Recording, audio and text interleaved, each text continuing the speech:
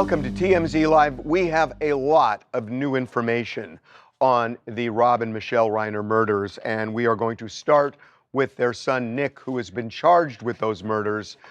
We have learned that he has been was diagnosed before the murders, diagnosed with schizophrenia, and was under the care of a psychiatrist. And his behavior, especially in the month before the murders, was alarming, that he was exhibiting dangerous behavior, we're told, erratic behavior, and it was getting worse and worse. So dangerous that 3 or 4 weeks ago, doctors changed the meds he was taking for the schizophrenia.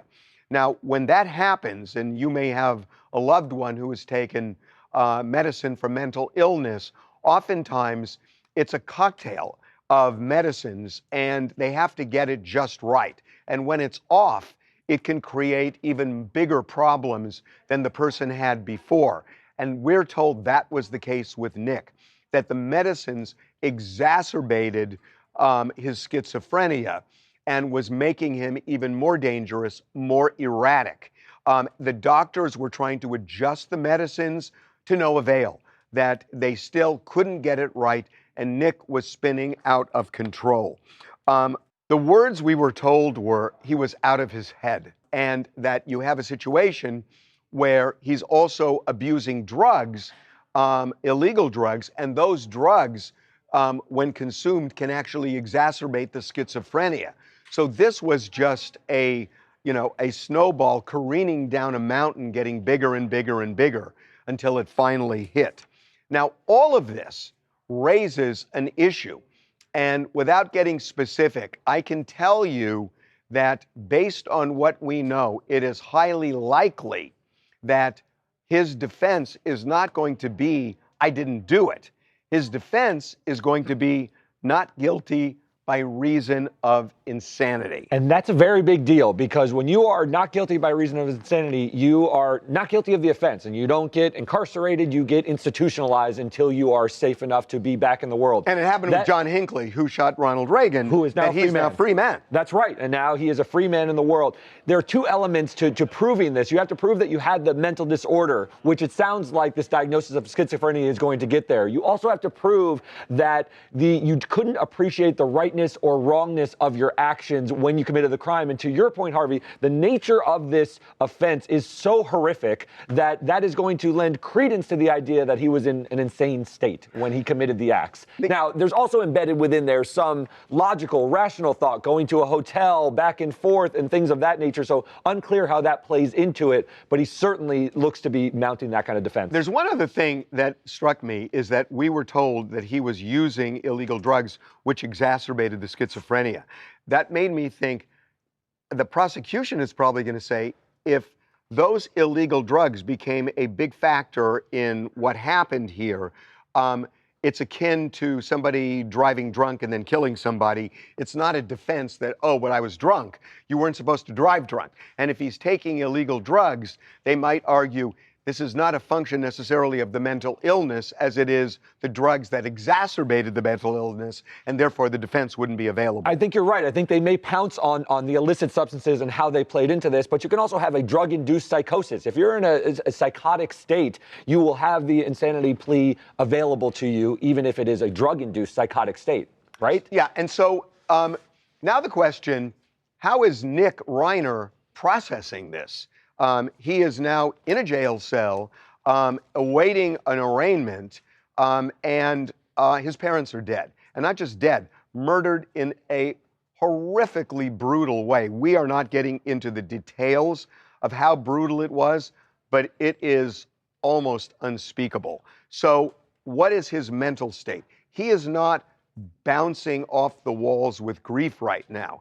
He is dazed. I mean, we have a source with direct knowledge who is talking to us that he just is not processing what happened to him. Yeah, and our sources are saying they're describing him as being calm, as being cognizant, and I think that would take people as a surprise given the circumstances. They might think he's enraged or very upset.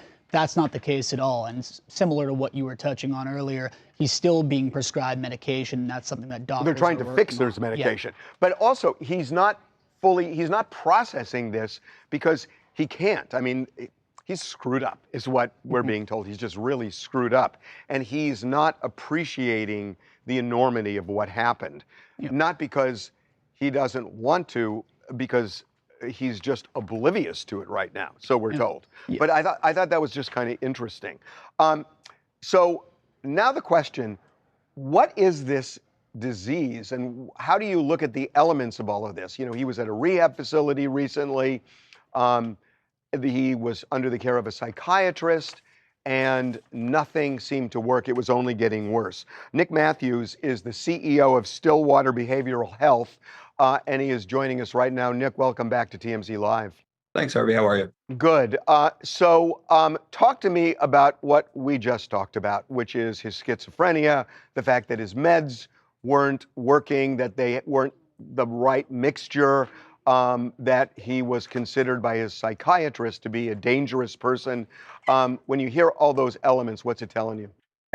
Look, this is the scariest part of being a treatment provider, right? When you think about the complication in this case and how difficult it is to effectively determine as a treatment provider, is this an underlying condition? Has he been schizophrenic his entire life? Or is this induced by methamphetamine abuse? Because it changes how you're going to medicate these treatments. And it is so wildly complicated as a treatment provider. Like, let's say, and I think I have an idea which facility this might be. You go into a treatment center on average for a month, especially if you're paying privately, right? And I've seen in the press that he's been to treatment 17 times. And by the way, the treatment center that I was mentioning is about $70,000 a month. Right.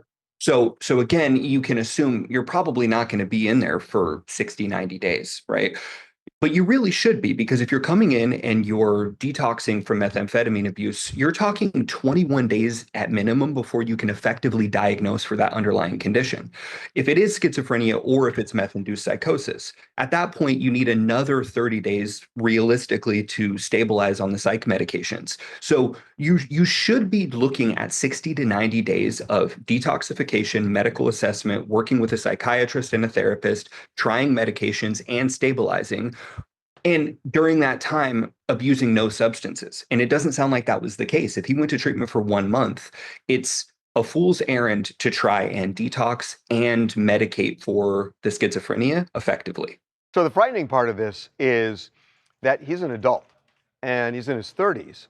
And so his parents don't really have control over him. I mean, I suppose they could go for an involuntary psychiatric hold, which is just a temporary thing, go for a guardianship. Good luck with that these days.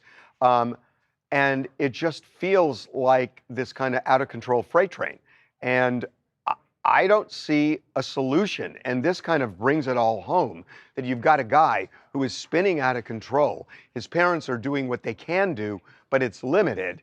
And if he only wants to go for 30 days, he's only going to go for 30 days, no matter whether he should go 60, 90 or not. And so this feels like an unsolvable puzzle. Yeah, in some respect, you're absolutely right.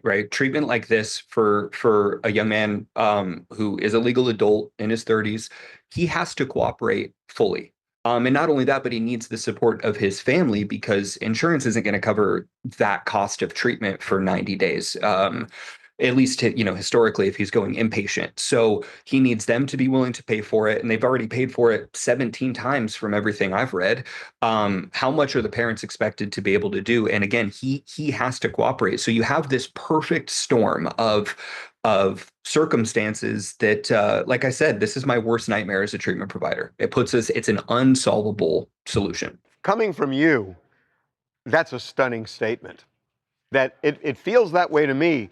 But what's the best you can do as a treatment provider? Because I don't see you solving problems like this. Well, this is where ethics and integrity as a treatment center come into play. You have a moral obligation, I believe, to the patient and I'll be the first to acknowledge, hey, listen, if you're only coming into my facility for 30 days, based on our initial assessment, I don't think that that's enough time. And no matter how much you're willing to pay, I would be doing a disservice to you. I'd be wasting your money. And I've done this before where I've had to turn patients away. Unfortunately, these are businesses. You can't expect that that's always going to be the case. And that's why it's so critical and important to do your research and make sure that you're working with an ethical, upstanding provider that understands their limitations, right? It'd be the same if you went to go see a primary care physician and you had cancer and he didn't refer you to an oncologist, right? Because they want the business. That's not okay. And that's where healthcare ethics come into play. Wow. Okay, Nick, really appreciate your thoughts. Thank you for joining us. Certainly. Coming up. There is one person Taylor Swift and Travis Kelce can thank for this match allegedly made in heaven, Taylor's mother, Andrea, because it turns out that she was the matchmaker. And so, of course, I call up my resident expert on Kansas City Chiefs, my cousin Robin, and I go, tell me about this guy named Travis Kelce. Be right back.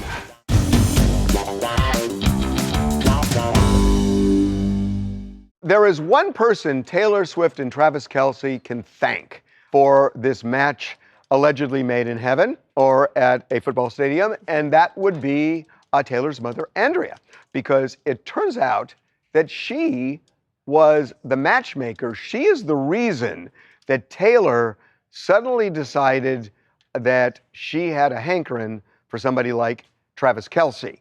And this has to do with motherhood. And she talks about it on Taylor's End of an Era docuseries. I'm looking at the headlines of perusing around what's on the internet, and I see that this guy came to your show, and he brought a friendship bracelet and wants to meet you.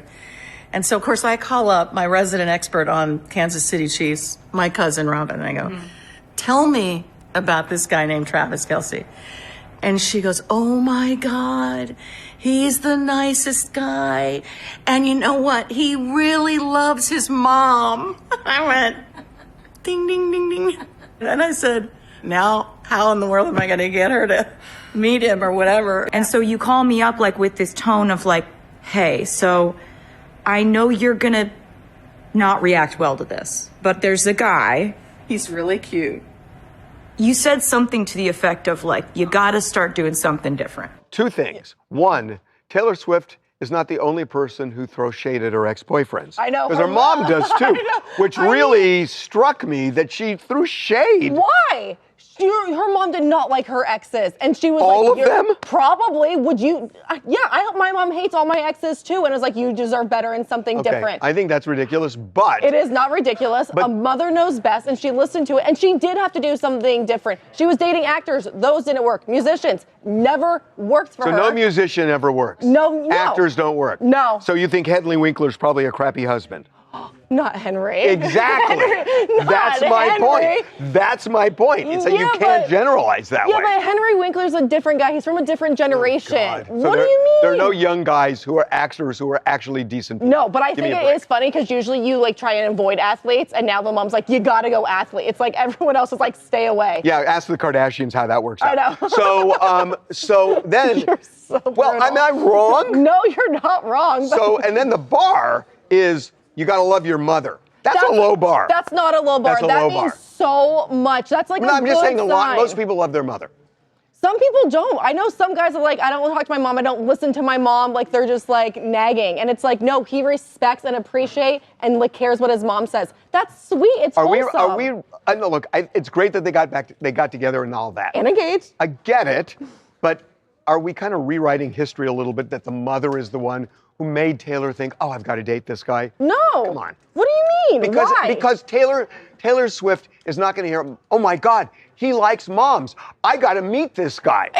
No, and that's not what she's saying. She's saying that her mom had such faith in it that she respects her own mom and like, oh my God, if my mom's saying this, I have to trust like my mom's instinct and go out with this guy, and it works. Okay, now be honest with me. So do you think when Taylor dated Jake Gyllenhaal, when she dated all the other guys, that the mother said, I don't like that guy, I don't like that guy, or every time she dated them, I like that guy until she didn't? No, I think that she was like, Jake is way too old for you. Like, why are you dating this guy? What about Calvin Harris?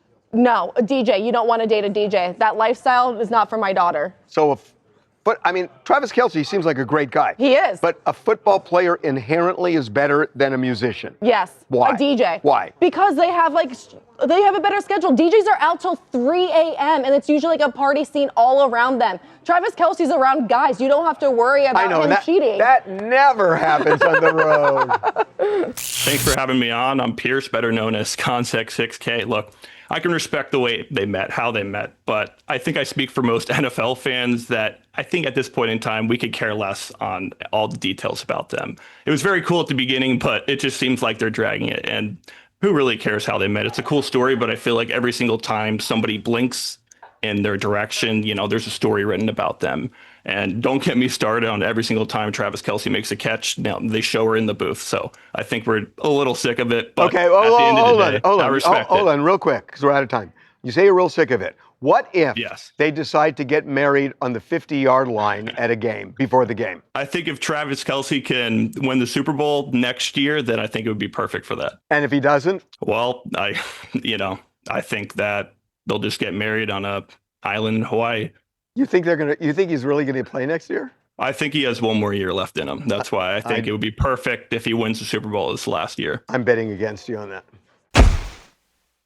Russell Brand has Canadian beef. I am kind of shocked at this. He spoke at the Turning Point USA a big shindig last night. And he was talking to them, which is really interesting because, Ben Shapiro was just all fire and brimstone talking about people like Megyn Kelly and just all sorts of people, Tucker Carlson, who are super political. I guess Russell Brand got political too, but in a weird sort of way. Look, Katy Perry, I was married to her. I love her still, and I'm glad that her mum's in the room to hear me say this, but look, I was okay with Orlando Bloom. But Justin Trudeau! Come on, man! Don't put me in a category with that guy! That globalist stooge! I've got nothing but good things to say about Katy Perry, or indeed anybody. Justin Trudeau, on the other hand, oh man. Look, the biggest threat to our society are political leaders that have no authentic power, that seem to be operating on behalf of global bureaucracies, that seem to get kind of auditioned into political power. So that's just ridiculous to me, that he wanted to make a political statement because Justin Trudeau is a Canadian liberal, but, he decides to do it in the context of Katy Perry dating him, which is just a little bit lame. Yeah, and also such a dig at his ex Katy. Here he's trying to say oh, we're still good friends. I still have love for her. Her mom's, allegedly in the audience, unconfirmed. But then to attack the person that she is now dating and in love with, it's so wrong. They were only married for 2 years. Move on. Well, but he was trying to make this political statement. And that's where it's like, and he's talking about him as a globalist. So whether you like Trump or don't like Trump, I mean, we're attacking Venezuela. We are involved in Ukraine and Russia right now. And, it feels globally to me right now, too. So with Trump. So I'm not sure if the point he's making is sticking. Hey, my name's Lauren. I'm from Orlando, Florida. My thing is this. If the only stage Russell Brand can get on right now is Turning Point USA, and the only talking point he has is his ex-wife of over a decade ago, I think that tells us all we need to know about where Russell Brand is at in his life currently. Okay. Rank them in terms of the ones, the best boyfriend for Katy Perry. Russell Brand, Orlando Bloom, Justin Trudeau. Rank them. Okay, I feel like this is pretty easy. I would say Orlando Bloom, number one. I mean, he's got some witchy woo-woo stuff going on, but he's cool and he's a great actor. Justin Trudeau, number two. He's got his own things going on, but he's a good enough guy, I think, right? Russell Brand, last. He's proven to be a bad guy. So that would be my ranking. Okay. Coming up. Remember the Kennedy Center? It is now the Donald J. Trump, John F. Kennedy Performing Arts Memorial Center. So the name is already up there, and it has enraged some people. Maria Shriver came out and said it is beyond comprehension. Be right back. TMZ's got every freaking thing. Big celebs, big stories, big events. Phoebe Rexa was looking hot on vacation. Look at the water, too. Did you just say look at the water? I mean, I'll be honest, that is what I was looking at.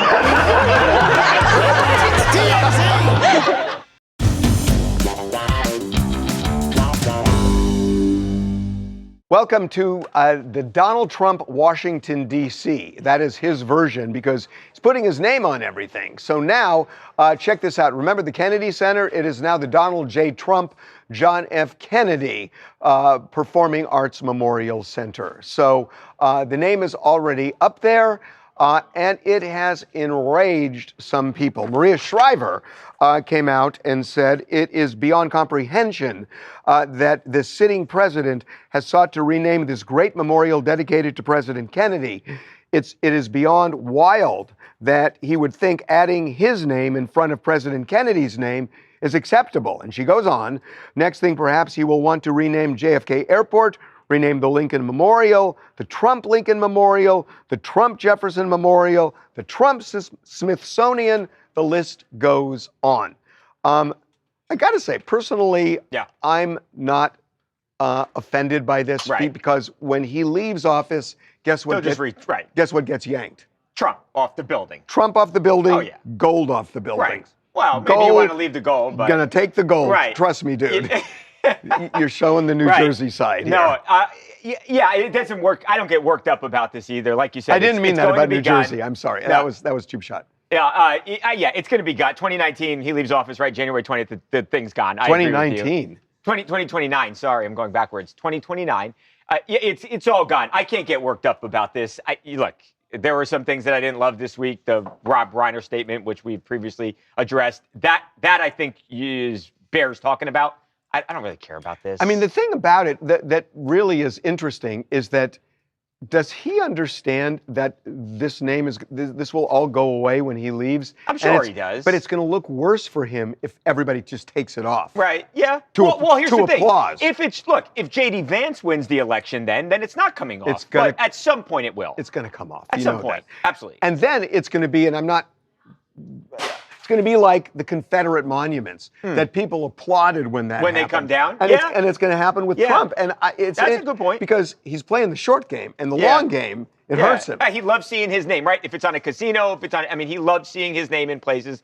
This is what he loves, for better or worse. So it's just on brand. I just want to say one other thing because I was away when he gave that speech about the economy. Yeah.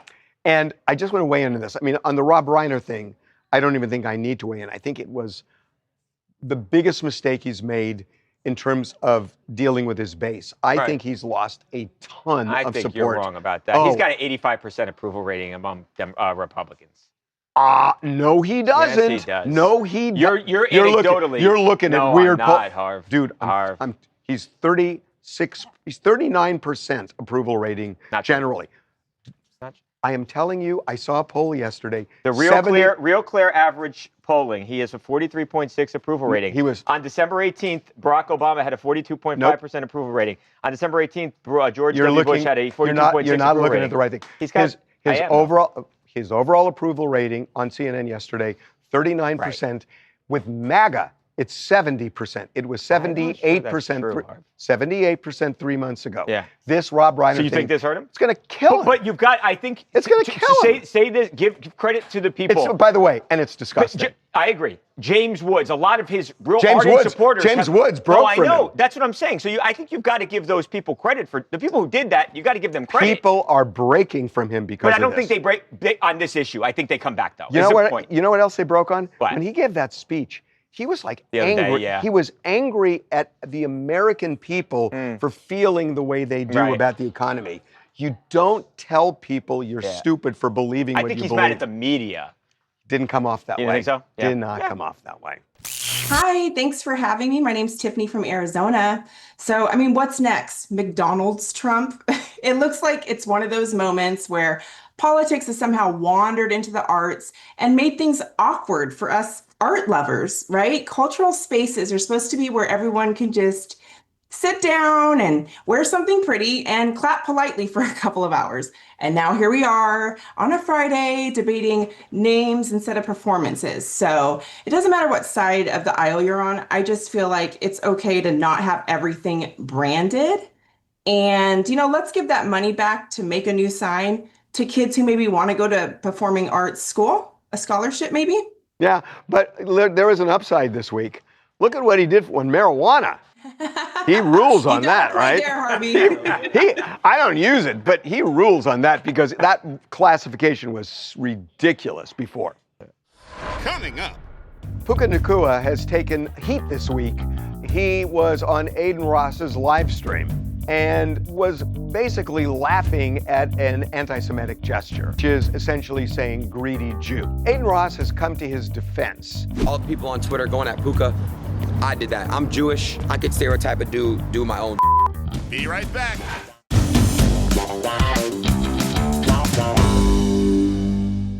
Welcome back to TMZ Live. So Puka Nacua has taken heat this week for a couple of things. Notably, he was on Aiden Ross's live stream and was basically laughing at an anti-Semitic gesture. That is something that you would see in a Shylock play, which is essentially saying greedy Jew.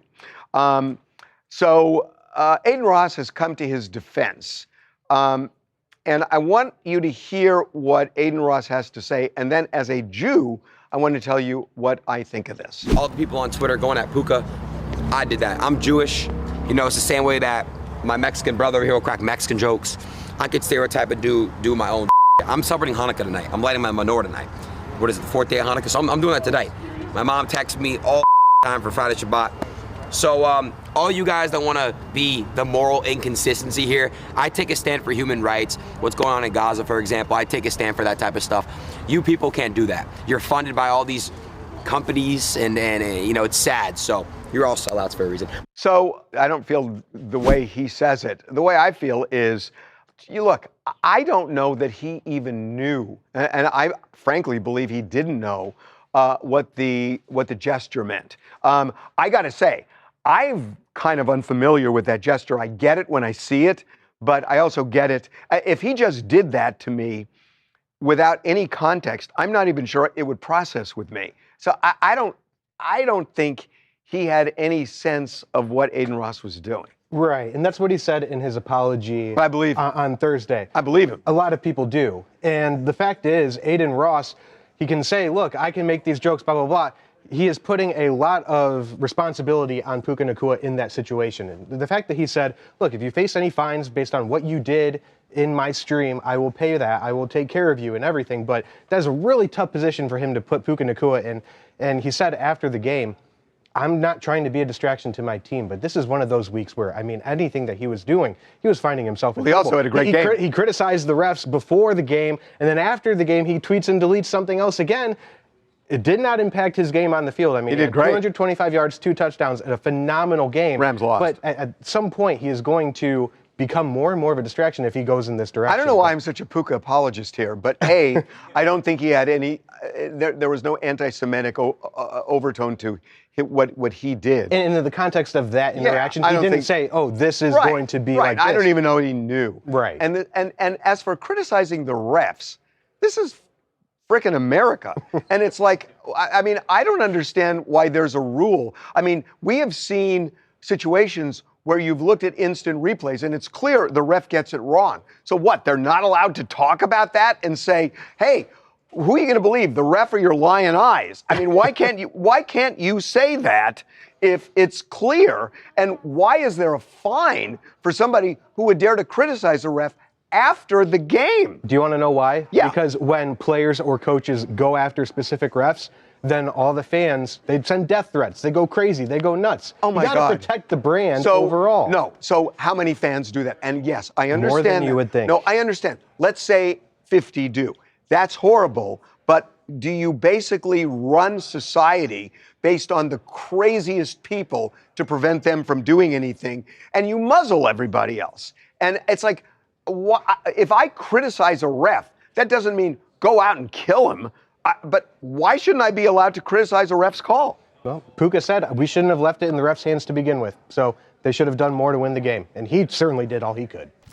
Hi, I'm Chanel. I'm in New Jersey. And just as far as the anti-Semitic dance, it really did indicate that Puka Nacua really just did not understand what was going on. He did not know that that was an anti-Semitic dance, and ultimately, he is one of the best receivers in the NFL, no doubt. And I think between that dance and with him making comments about the refs, and I think that there is a level of responsibility that he needs to understand, and about the fact that he is a public figure and people are looking up to him.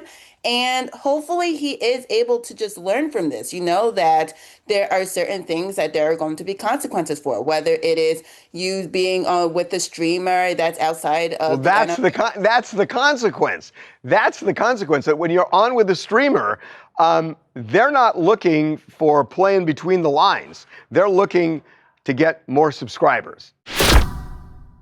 So Pete Davidson and Elsie Hewitt had the baby. They announced it yesterday. Well, the baby was born actually a week ago today. But there is something that is, I think, one of the most shocking things I have heard about childbirth in many, many years. That I am not one to describe the pain of childbirth. I just know it to be true. But once you go through that, what she went through the next day is unbelievable to me. You go through childbirth and then you decide, this is a good time to have my wisdom teeth taken out. I mean, might as well. You're already in pain everywhere else. So be in pain with your mouth, too. Oh, that's actually not a terrible point. Like, you can't move because you have, like, a giant diaper on. You feel like crap. So you might as well also wrap up your face, lay in bed, and take some drugs. Wait a minute. Did she have it extracted in the maternity ward? Oh, that I don't know. That would be amazing if they just did everything at once. Well, no. I mean, she's not going to, like, walk out into a dentist's office. Can you do that? Can you say, I'd like one baby and my wisdom teeth taken out? You could do, like, a mommy makeover, so you might as well. But you don't do it there. You could. Oh, that's amazing. Anyway, congratulations to them. Did you hear the name? No. Scotty. Scotty. For a daughter. I kind of like it. No, I like it. It's kind of like cool. It's ordinary. It's an ode to his father, his late father, Scott. Oh, it was Scott. Yeah, so it's a play on that, which is very, very cute for a girl. I like it. I also like the name. Yeah, I like boys' names for girls. It's not a... Yes, Charlie. My name is May Duran from New York City.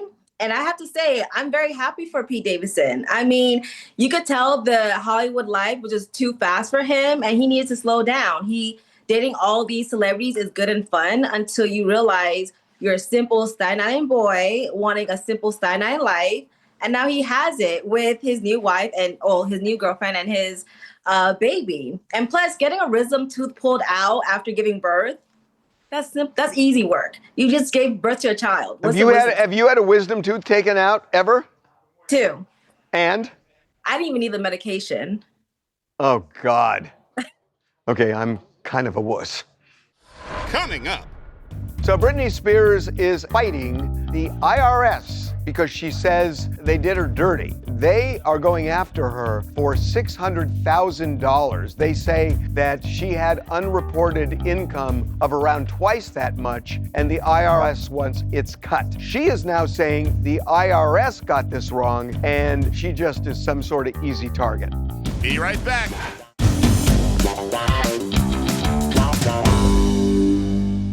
So Britney Spears is a fighter, and she is fighting the IRS because she says they did her dirty. They are going after her for $600,000. They say that she had unreported income of around twice that much, and the IRS wants its cut.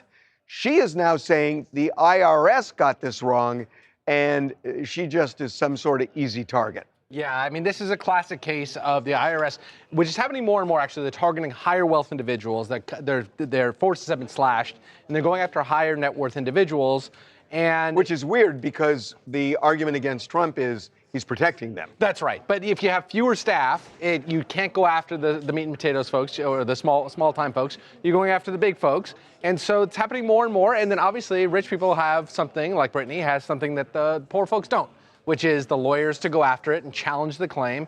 there's an old adage that the IRS never loses because they will grind you down into some kind of capitulation. Well, because she also has to pay lawyers' fees. She has to pay lawyers' fees, exactly. So she filed a petition. Is her argument any good? It's hard to know. I mean, it seems to me that if she says that the IRS made mistakes both in the calculation of her income and the calculation of her withholdings, if that's true, if she's right, then she would win that. Then she'd have a good argument. Typically, the IRS doesn't make those mistakes, I have to tell you. So she clearly got audited.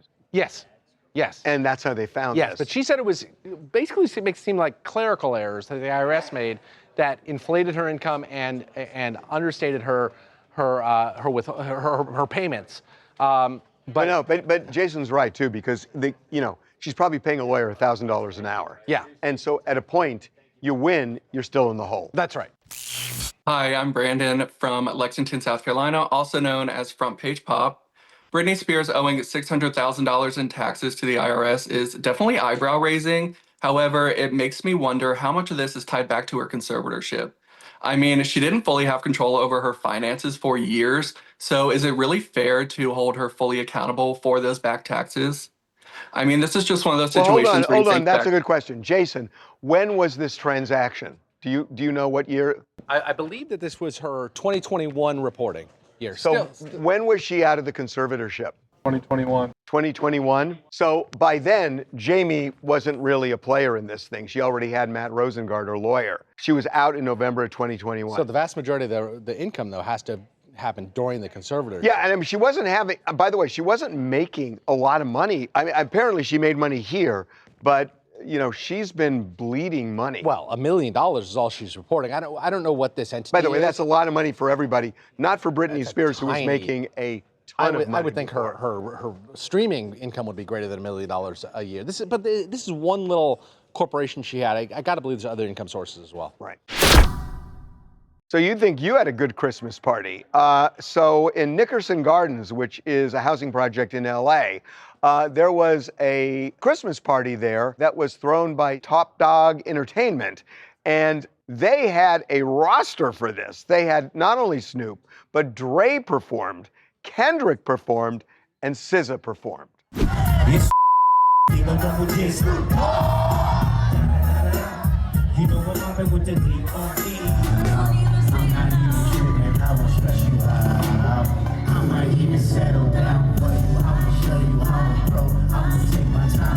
This is almost like half of the Super Bowl in LA, the halftime show.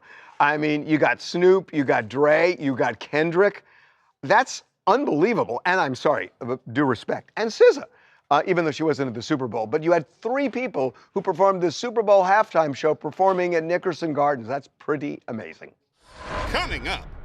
Jelly Roll has a clean slate now. The governor of Tennessee has officially pardoned him for all of his misdeeds that he committed as a young man. And so it is now official, and there's a reason why a pardon is important to him. Be right back.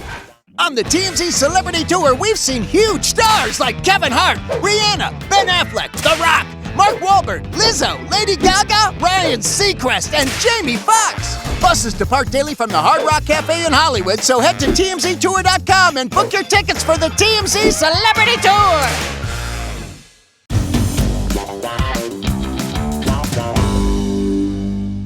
Jelly Roll has a clean slate now. The governor of Tennessee has officially pardoned him for all of his misdeeds that he committed as a young man. That includes aggravated robbery, possession of drugs with intent to distribute, literally dozens of offenses.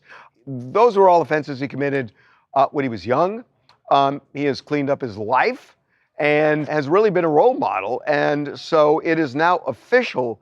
And there's a reason why a pardon is important to him, a guy who is now 41 years old. Right. So we kind of knew that this was coming because remember the parole board had recommended this to the governor. But the reason it's such a big deal for Jelly Roll is now that he's such a big superstar, he has to travel outside the country. He's getting offered gigs all over the world. And obviously being a felon prevents him from performing in certain parts of the world. You can't get into certain parts of the world. Exactly. And I mean, this is a perfect, I personally love Jelly Roll. It's a great story of someone that completely turned his life around, is a huge star, is a very positive influence on, I think, young people that are, committing crimes, but also with all the weight loss and health.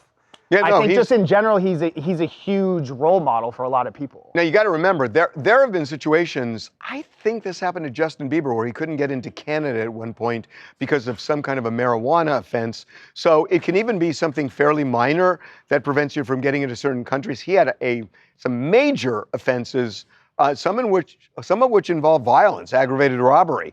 So it's super important for somebody like him. Do you think that there's anything to the fact that, like, if someone would say, hey, someone who had committed all these crimes and wasn't super famous might not have gotten this pardon? Of course. Yeah, I mean, I'm sure there's going to be some people that say that. For people who say it doesn't matter, they're dreaming. It matters. And, we're supposed to say, liberty and justice for all, but it's not all equal. And the fact that he has this kind of visibility, and not that he's not deserving of it, but it definitely makes a difference. Hi, I'm Mecca from Houston, Texas, and I think it's cool to see Jelly Roll reform himself because, isn't that the point of the prison system, rehabilitation and reformation? Yeah, no, and he is shining when it comes to that. What else do you guys want to talk about? Hi, my name is Tarek. I'm from London, United Kingdom, and I just want to talk about the Rob Reiner situation. I just feel like personally that people shouldn't jump to conclusion to basically say that he should get the death penalty. I think we should all look at the facts first before actually going down that path. Yeah, well, look, the death penalty was on the table.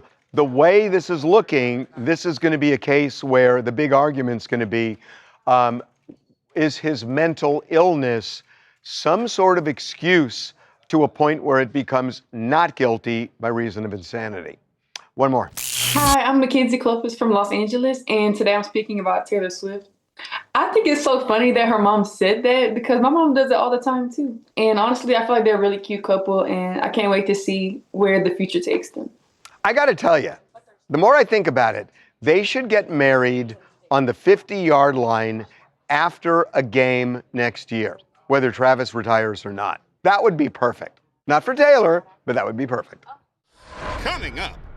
Sydney Sweeney has had a reversal of fortune.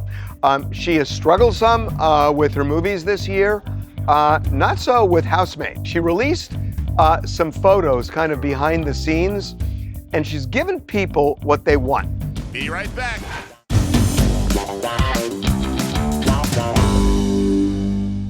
Sydney Sweeney has had a reversal of fortune. She has struggled some with her movies this year, not so with Housemaid.